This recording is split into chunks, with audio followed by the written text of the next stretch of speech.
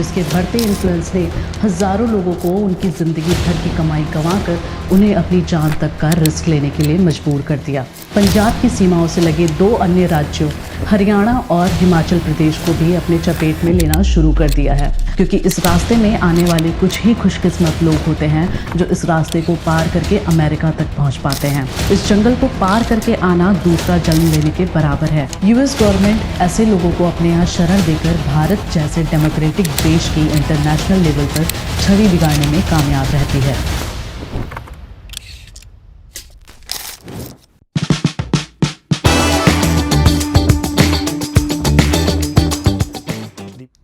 नमस्कार। किस्सा सीरीज में बात आज एक ऐसे धीमे जहर की जो भारत के एक स्टेट से दूसरे स्टेट, दूसरे स्टेट से तीसरे स्टेट और तीसरे स्टेट से देश के लगभग सभी स्टेट्स में कैंसर की तरफ फैलता जा रहा है।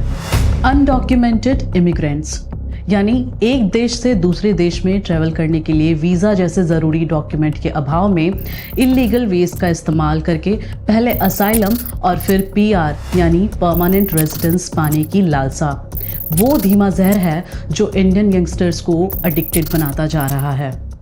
जब भी हमें हमारे आस पड़ोस, रिश्तेदार या जान पहचान के किसी अनडॉक्यूमेंटेड इमिग्रेंट के यूएस या यूके में सक्सेसफुली सेटल होने की कहानी सुनाई जाती है, तो उसकी सक्सेस की ये कहानी इंडिया में हमारे यंगस्टर्स के दिमाग पर ऐसा असर डालती है कि वो उसे अपना हीरो मानने लगते हैं और उसी की तरह विदेश जाकर यूरो, पॉन्ड्स या डॉलर्स में कमाने के सपने देखना शुरू कर देते हैं।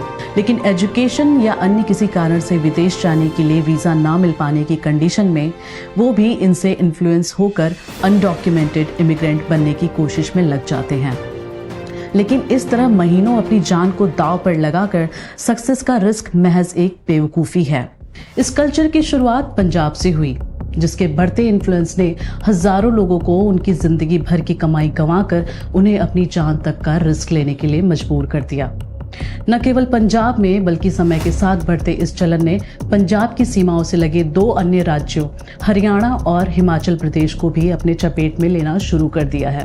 पंजाब से विदेश में सेटल होने वाली सोच की जड़ें कितनी गहरी हैं, इस बात का अंदाज़ा ऐसे लगाया जा सकता है कि यहाँ घरों में लगी अलग अलग डिज़ाइन की पानी की टंकियाँ आपके या हमारे लिए किसी नॉर्मल टंकी की तरह हो सकती हैं, लेकिन वहाँ रहने वाले परिवारों के लिए ये उनके सोशल स्टेटस को बयां करती हैं। यानी बड़े से कुकर की शेप में बनी पानी की टंकी का मतलब है कि उस घर में रहने वाले परिवार के किसी सदस्य ने एक मुकम्मल शेफ का मुकाम हासिल किया है, या आर्मी टैंक की शेप वाली टंकी का मतलब है कि उस फैमिली के किसी मेंबर ने इंडियन आर्मी में अपनी सेवाएं दी हैं। बिल्कुल वैसे ही एयरप्लेन की शेप वाली टंकी का मतलब है कि उस फैमिली के किसी फैमिली मेंबर ने विदेश में जाकर वहां परमानेंट रेजिडेंस हासिल कर लिया है। यहाँ लगी तमाम शेप्स की टंकियों में एयरप्लेन की शेप वाली टंकी को लगाना एक प्राउड मोमेंट की तरह देखा जाता है, क्योंकि वह टंकी यहाँ के समाज में उनके सोशल स्टेटस को बयां करने का काम करती है। यानी पंजाब में रहने वाले ज्यादातर लोग खुद को या अपने बच्चों के विदेश में सेटल होने को एक सोशल स्टेटस सिंबल के रूप में देखते हैं। और आज ये सोशल स्टेटस इस कदर दिमाग पर हावी है कि पंजाब से विदेश सेटल होने के लिए लोग अपनी जिंदगी भर की मेहनत की कमाई, अपने खेत, अपना घर, अपनी संपत्ति से लेकर अपनी जान तक का सौदा करने को तैयार हैं। लेकिन यहाँ सवाल ये उठता है कि आखिर पंजाब की कौम में ये कल्चर कैसे शुरू हुआ। पंजाब से विदेश जाकर सेटल होने वाले इस कल्चर की शुरुआत 1 सितंबर 1939 से 2 सितंबर 1945 तक चले सेकेंड वर्ल्ड वॉर की समाप्ति के बाद शुरू हुई, क्योंकि उस वक्त इंडिया में ब्रिटिश राज था और सेकेंड वर्ल्ड वॉर के दौरान ब्रिटेन ने अपनी काफ़ी आबादी को खो दिया था। इसलिए भारत से सेमी स्किल्ड लोगों को ब्रिटेन भेजा गया, जिसमें ज़्यादातर पंजाब के वो लोग थे जो पहले से ही कॉलोनियल आर्मी या पुलिस बल में कार्यरत थे। देश पहले से ही अंग्रेज़ों का गुलाम था, इसलिए इन लोगों ने और इनके कुछ रिश्तेदारों ने भी यूके जाकर वहां सेटल होने के इस अवसर को एक सुनहरा अवसर समझा और ये सब लोग लीगल तरीके से ऑफिशियली भारत से यूके में शिफ्ट हो गए। सेकेंड वर्ल्ड वॉर में हुए भारी नुकसान के बाद यूके में इंडस्ट्रियल रिवॉल्यूशन की शुरुआत हुई, जिसके तहत लगभग 30 मिलियन पाउंड की पब्लिक और प्राइवेट इन्वेस्टमेंट के द्वारा वहां हजारों फैक्ट्रियों का निर्माण किया गया, जिनसे लगभग 2 लाख परिवारों के लिए नए रोजगार पैदा किए गए। इन फैक्ट्रीज में काम करने वाले लोगों में कई वो भारतीय भी थे जिन्हें भारत से यूके लाया गया था। उन्हें यहाँ टेक्निकल ट्रेनिंग दी गई जिसके बाद यहाँ काम करके उन्होंने पाउंड्स में अच्छा पैसा कमाया और अपने लाइफस्टाइल को बेहतर बनाया। यूके में हो रही अच्छी कमाई का असर भारत में छोटी उनकी बाकी फैमिली पर भी दिखना शुरू हुआ। यानी वह परिवार जिसका कोई भी एक सदस्य विदेश में रह रहा था, उस परिवार का रहन सहन अपने आस पड़ोस में रहने वाले लोगों से बिल्कुल अलग दिखता था। उनके घरों के हालात, घरों में इस्तेमाल होने वाला विदेशी सामान या उनके शरीर पर नजर आने वाली विदेशी पोशाक लोगों की नजर में उन्हें एक अलग दर्जा दे रही थी। भारतीय समाज ऐसे परिवारों को एक अलग नजर से देख रहा था, जिसमें ऐसे परिवारों के प्रति लोगों में ज्यादा सम्मान नजर आता था। इसी बेहतर लाइफस्टाइल, हैंडसम इनकम और अल्ट्रा साइज रिस्पेक्ट की लालसा ने लोगों के मन में विदेश में जाकर वहां सेटल होने का बीज बोया। 50 के दौर में बोए गए इस बीज का असर कुछ ऐसा दिखाई दिया कि देखते ही देखते पंजाब से बाहर जाने वाले लोगों की संख्या में लगातार इजाफा होता चला गया और पंजाब के बड़े शहरों से लेकर छोटे छोटे गांव तक में एक ऐसा नया बिजनेस मॉडल तैयार हुआ जिसमें हजारों की संख्या में ट्रैवल एजेंट्स और कोचिंग इंस्टीट्यूट ने यहां से यूएस, यूके या कनाडा भेजने के लिए अपनी सर्विसेज देना स्टार्ट कर दिया। आपको आज पंजाब, हरियाणा और हिमाचल प्रदेश में ऐसे ढेरों एडवर्टाइजिंग पोस्टर और होर्डिंग्स देखने को मिल जाएंगे जिनमें एजेंट्स 10 से 15 दिनों में वीजा लगवाने की गारंटी वाली प्रॉमिस करते हुए नजर आ जाएंगे, या coaching institute IELTS, TOEFL, grade, GMAT, SAT exams को पास करवाने की गारंटी देते नजर आ जाएंगे। जब तक यह सर्विसेज देने का प्रोसेस लीगल तरीके से लोगों को बाहर भेजने के लिए सर्विसेज दे रहा था, तब तक तो सब कुछ ठीक था। लेकिन बाहर जाने वाले लोगों की हैवी डिमांड और वीजा के लिए जरूरी एजुकेशन और अदर रिक्वायरमेंट्स के अभाव ने इन सर्विस प्रोवाइडर्स को नए रास्ते खोजने पर मजबूर किया, जिससे वो ज्यादा से ज्यादा लोगों को यहाँ से बाहर भेज सकें और उसके बदले उनसे एक मोटी रकम वसूल कर सकें। किसी भी लीगल और इलीगल तरीके से विदेश जाने की इस मानसिकता ने कबूतरबाजी और डंकी जैसे शब्दों को इजाद किया। कबूतरबाजी में जहां एजेंट्स विदेश जाकर सेटल होने का ख्वाब रखने वाले लोगों को किसी ऐसी टीम का क्रू मेंबर बनाकर बाहर भेज देते थे जो टीम भारत से किसी फिल्म की शूटिंग के लिए या किसी बड़े सिंगर के म्यूजिक कॉन्सर्ट के लिए या किसी एग्जीबिशन या किसी अन्य काम से विदेश जा रही होती थी। इस कबूतरबाजी के प्रोसेस में यहाँ टेक ऑफ से लेकर वहाँ सफल लैंडिंग और उसके बाद एयरपोर्ट से एग्जिट तक की पूरी जिम्मेदारी उस एजेंट और उस ग्रुप के मुखिया की होती थी जो किसी शूटिंग, म्यूजिक कॉन्सर्ट या एग्जीबिशन के लिए पूरी टीम को लेकर जा रहा होता था। एक बार इमिग्रेशन की सभी फॉर्मेलिटीज पूरी होने के बाद एयरपोर्ट से एग्जिट करके विदेश जाने वाले इस इंसान को अपना फूड, अकोमोडेशन, ट्रांसपोर्टेशन और जॉब आदि की जिम्मेदारी खुद देखनी होती थी। इसलिए इस प्रोसेस को ज्यादातर वही लोग अपनाते थे जिनका कोई फैमिली मेंबर या कोई रिश्तेदार पहले से वहां रह रहा होता था। इस पूरी प्रक्रिया के लिए विदेश जाने वाले व्यक्ति से एक अच्छी खासी रकम चार्ज की जाती थी। पिछले साल 2022 में फेमस पंजाबी सिंगर दिलेर मेहंदी को भी इस तरह के केस में जेल जाना पड़ा था। हालांकि बाद में उन्हें जमानत पर रिहा कर दिया गया। कबूतरबाजी के तरीके से जाने वाले लोगों के लिए सबसे बड़ा ड्रॉबैक यह होता है कि उन्हें वहां कभी ना तो असाइलम मिल पाता है और ना ही वहां की सिटीजनशिप। उन्हें पूरी उम्र वहां चोरी छुपे काम करना पड़ता है और हमेशा लीगल अथॉरिटीज से बचकर रहना पड़ता है, क्योंकि वो लोग किसी लीगल ट्रबल में फंसने के बाद अपनी ऑथेंटिसिटी प्रूव नहीं कर सकते।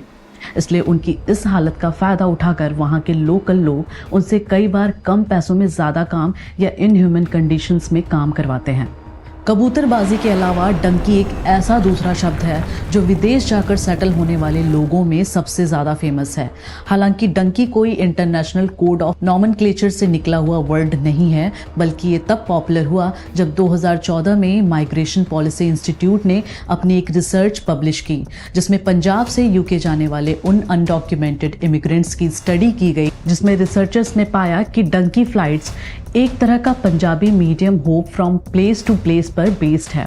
इसका मतलब तेजी से एक जगह से दूसरी जगह फ्रिक्वेंटली मूव करना है, जिसे पंजाबी में डंकी कहा जाता है। वहाँ से ये डंकी टर्म फेमस होता चला गया, जिसका इस्तेमाल पंजाब से यूके या यूएस या कनाडा जाने वाले अनडॉक्यूमेंटेड इमिग्रेंट्स के लिए किया जाता है। हालांकि आज पंजाब के बाद हरियाणा नॉर्थ इंडिया का दूसरा सबसे बड़ा स्टेट है, जहाँ से हज़ारों की संख्या में लोग डंकी मारकर यूएस जा रहे हैं। इसके अलावा हिमाचल प्रदेश भी इस भेड़ चाल में शामिल है। गुजरात और साउथ इंडिया के भी कुछ स्टेट्स इसमें रुचि दिखाने लगे हैं।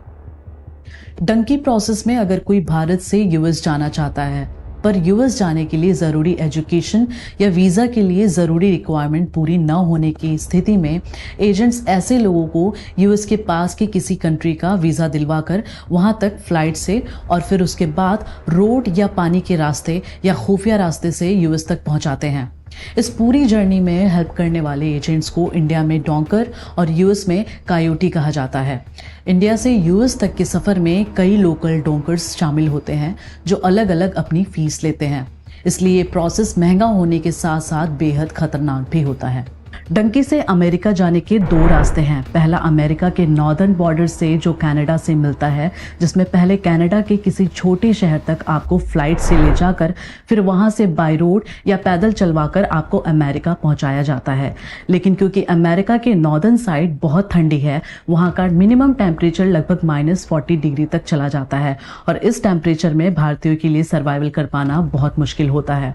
इसलिए अमेरिका की नॉर्दर्न साइड से एंट्री लेने वाले लोगों की संख्या बेहद कम है। दूसरा रास्ता अमेरिका के सदर्न बॉर्डर से है, जो लैटिन अमेरिका की एक कंट्री मैक्सिको से मिलता है। इस रास्ते से जाने के लिए आपको पहले फ्लाइट से मैक्सिको तक ले जाया जाता है और फिर उसके बाद डोनाल्ड ट्रंप के शासनकाल में बनी 400 मील लंबी यूएस और मैक्सिको के बीच बनी बॉर्डर वॉल, जिसे ट्रंप वॉल भी कहा जाता है, उसको पार कराया जाता है। लेकिन जिन लोगों को मैक्सिको का वीज़ा नहीं मिल पाता, उनको लैटिन अमेरिका के किसी और कंट्री जैसे इक्वाडोर या कोलंबिया, जिनका वीज़ा आसानी से मिल जाता है, वहां तक फ्लाइट से लेकर जाया जाता है और उसके बाद वहां से फिर पनामा के जंगलों से होते हुए मैक्सिको में ले जाया जाता है और फिर वहां से यूएस और मैक्सिको के बीच बनी बॉर्डर वॉल को क्रॉस करवाया जाता है। यह बात कहने या सुनने में जितनी आसान लग रही है, उतनी आसान असल में है नहीं, क्योंकि इस रास्ते में आने वाले कुछ ही खुशकिस्मत लोग होते हैं जो इस रास्ते को पार करके अमेरिका तक पहुंच पाते हैं। इस रास्ते में हीट, ह्यूमिडिटी, जियो ग्रैंड रिवर को क्रॉस करने के चैलेंज के अलावा कोलंबिया और पनामा के बीच डेरियन गैप का वह एरिया है जो लगभग 100 किलोमीटर का जंगल है और जहां किसी भी देश की किसी भी सरकार का कोई कंट्रोल नहीं है। इस जंगल को पार करके आना दूसरा जन्म लेने के बराबर है, क्योंकि इस डेरियन गैप के जंगलों में सांप, बिच्छू और खतरनाक जानवरों के अलावा ह्यूमन ट्रैफिकिंग, ड्रग डीलर्स, मानव तस्कर यहाँ से गुजरने वाले लोगों की ताक लगाए बैठे होते हैं, जो यहाँ से जाने वाले लगभग सभी लोगों को लूट लेते हैं और कई बार पैसे, मोबाइल, खाना पीना या कीमती सामान उन्हें ना देने की स्थिति में मार भी देते हैं या बंदी बनाकर उनके अंगों की तस्करी भी करते हैं। एंड्रिक्स जर्नी बुक में इस बात की पूरी जानकारी दी गई है कि डेरियन गैप के लुटेरे कैसे मानव अंगों की तस्करी करते हैं और कैसे ब्लैक मार्केट में भी कम से कम उन्हें आज इन अंगों की तस्करी के लिए 1 करोड़ भारतीय रुपए तक की कीमत दी जाती है। फिलहाल इस तरीके से विदेश जाने के लिए आज भारत में 30 से 40 लाख रुपए पर पर्सन चार्ज किया जा रहा है। ये रकम इस बात पर निर्भर करती है कि आपको किस रास्ते से और कितने रिस्क के साथ यूएस या यूके भेजा जा रहा है। यानी जितना छोटा रास्ता उतना कम रिस्क और उतनी ज़्यादा कीमत। इतनी अधिक कीमत और इतने ज़्यादा रिस्क के बावजूद भी भारत में इस तरह का पलायन लगातार बढ़ता जा रहा है। अमेरिका में इलीगली एंटर करने वाले इंडियंस का नंबर 2019 से 2023 के बीच 5 गुना बढ़ गया है, जिसका सबसे बड़ा कारण अमेरिका में हुई सत्ता परिवर्तन है। डोनाल्ड ट्रंप के शासनकाल में अनडॉक्यूमेंटेड इमिग्रेंट्स को असाइलम की मांग करने के लिए अमेरिका में दाखिल होने के बावजूद भी पहले वापस मैक्सिको जाना पड़ता था। वहां पर सारी फॉर्मेलिटीज पूरी करने के बाद अमेरिका में आकर उन्हें फिर असाइलम की मांग करनी पड़ती थी, लेकिन उस दौरान ज्यादातर लोगों को मैक्सिको से ही डिपोर्ट कर दिया जाता था। लेकिन जब से यूएसए में जो बाइडेन प्रेसिडेंट बने हैं, तब से असाइलम के नियमों में बदलाव किया गया है। हाल के नियमों के मुताबिक अमेरिका की धरती पर कदम रखने वाला कोई भी इंसान असाइलम की मांग कर सकता है। इसके लिए आपको वहां के अधिकारियों को इस बात के लिए कन्विंस करना होता है कि आप अपने देश में सेफ नहीं हैं, वहां आपकी जान को खतरा है। जब एक बार अधिकारी आपके इस तथ्य से कन्विंस हो जाते हैं तो आपको कोर्ट में माइग्रेशन के लिए जज के सामने हाजिर किया जाता है, जहां आपके केस की सुनवाई होती है, जिसके लिए आपको एक महंगा वकील हायर करना पड़ता है। यहाँ कोर्ट में केस जीत जाने के बाद आपके असाइलम की मांग मंजूर कर ली जाती है, लेकिन इससे पहले आपको कैदियों की तरह एक जेल में रखा जाता है। असाइलम मिल जाने के बाद भी वहाँ ज़िंदगी इतनी आसान नहीं है, क्योंकि असाइलम की परमिशन मिल जाने के बाद भी अगले 150 दिनों तक आप लीगली वहाँ कोई काम करने के लिए स्वतंत्र नहीं होते हैं। इसलिए ऐसे में वहाँ सर्वाइवल करना बहुत मुश्किल होता है। लेकिन ऐसे टाइम पर आपको किसी चर्च या गुरुद्वारे में शरण मिल जाती है। 1984 में पूर्व प्रधानमंत्री इंदिरा गांधी की मृत्यु के दौरान देश में सिखों पर हुए अत्याचार, खालिस्तान की मांग, LGBTQ लोगों के प्रति देश में लोगों के सख्त रुख के अलावा दलित और मुस्लिम कम्युनिटी के लोग भी भेदभाव के आधार पर विदेश में असाइलम की मांग करते हैं। US गवर्नमेंट ऐसे लोगों को अपने यहाँ शरण देकर भारत जैसे डेमोक्रेटिक देश की इंटरनेशनल लेवल पर छवि बिगाड़ने में कामयाब रहती है, क्योंकि इनको शरण देकर वो ये प्रूव करते हैं कि अपने आप को धर्मनिरपेक्ष कहने वाले भारत में विभिन्न समुदाय के लोग खुद को वहाँ सुरक्षित महसूस नहीं करते, जबकि हकीकत हम सब जानते हैं। ये अमेरिका की सरकार का डिप्लोमेटिक रवैया ही है कि एक तरफ तो वह H-1B वीज़ा के नियमों को लगातार कठिन बनाती जा रही है और दूसरी तरफ लोगों के असाइलम की याचिका को मंजूर किए जा रही है। ह्यूमन राइट फर्स्ट में छपी एक रिपोर्ट के मुताबिक फाइनेंशियल ईयर 22-23 में US गवर्नमेंट ने दुनिया भर से आए असाइलम की मांग करने वाले लोगों में से 46% लोगों के असाइलम की मांग को मंजूरी दी, जिसमें भारतीय नागरिकों के द्वारा मांगी गई असाइलम की मांग में से 68% भारतीय लोगों को इस मांग की मंजूरी मिली। बेहतर एजुकेशन, अच्छी नौकरी और लेविश लाइफस्टाइल हासिल करना हम सबका अधिकार है। विदेश में जाकर पढ़ाई करना, नौकरी करना या बिजनेस करने में कोई बुराई नहीं है, लेकिन विदेश जाकर पैसे कमाने के लालच को पूरा करने के लिए इल्लीगल रास्तों को अपनाना गलत है। इससे न सिर्फ हमें हमारी जान को जोखिम में डालना पड़ता है, बल्कि इंटरनेशनल लेवल पर हमारे देश की छवि भी खराब होती है। इसलिए आप जब भी अपने जहन में अपने बच्चों को विदेश भेजने का ख्वाब पालें, तो उस ख्वाब से पहले उन्हें बेहतर एजुकेशन देने का ख्वाब पालें, ताकि वो लीगल रास्ते से विदेश जाने के अपने सपने को पूरा कर सकें। आखिर अपने सपनों को पूरा करने का हक हम सबको है।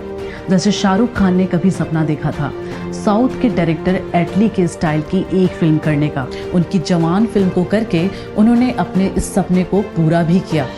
लेकिन कैसे शुरुआत हुई थी उनके इस सपने की, और वो क्या किस्सा था इस फिल्म का जिसने शाहरुख के पिता मीर ताज मोहम्मद खान को एक बार फिर चर्चा में ला दिया था। अगर आप भी इस किस्से को पूरा सुनना चाहते हैं तो आप राइट साइड पर नजर आ रहे आई बटन पर क्लिक कर सकते हैं, या अगर आप विक्रांत मैसी को मिली 12th फेल फिल्म के पीछे की कहानी को जानना चाहते हैं तो लेफ्ट साइड पर नजर आ रहे आई बटन पर क्लिक कर सकते हैं। या अगर आपको लगता है कि आप अच्छा लिख सकते हैं, अच्छा बोल सकते हैं, या आप अपने दिमाग में आने वाले क्रिएटिव आइडियाज को एग्जीक्यूट करना चाहते हैं, तो kaizen craft films and entertainment आपको मौका दे रहा है आपके टैलेंट को शोकेस करने का। आप अपना अपडेटेड CV और आपके द्वारा किए गए काम का लिंक हमें डिस्क्रिप्शन में दी गई ईमेल ID पर मेल कर सकते हैं। आज के एपिसोड में इतना ही। अगले एपिसोड में फिर किसी नए मुद्दे के साथ हाजिर होंगे। तब तक के लिए शुक्रिया। अगर एपिसोड अच्छा लगा हो तो आप लाइक, शेयर और सब्सक्राइब कर सकते हैं। आपका लाइक हमें और बेहतर बनने के लिए मोटिवेट करता है। या आप अपनी पसंद का कोई प्रोग्राम चाहते हैं तो आप हमें कमेंट करके बता सकते हैं, या आप हमें मेल भी कर सकते हैं।